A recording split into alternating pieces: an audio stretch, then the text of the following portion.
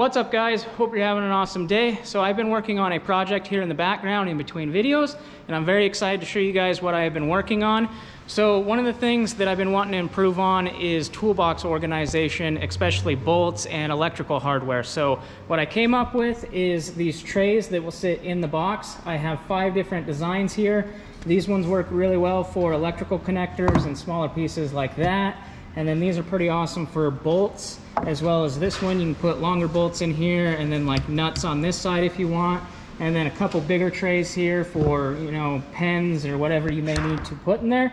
So this is an example of these trays right here and how you can organize bolts and hardware, etc. like that. It's pretty awesome. I like how it's laid out. You can fit 3 of these trays wide and then 3 deep. They sit in there nice and tight. This is a US General box, but these should be able to fit in a bunch of different brand name boxes.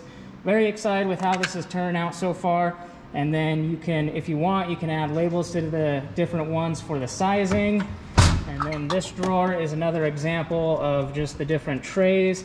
Got my trays here for the electrical connectors. As you can see, they work nicely for organizing them.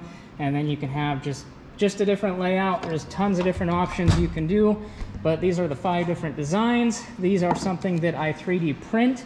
So I will have all 5 designs up on the website. If you want to go check them out, it is jbmfg.net. They will all be up on the site.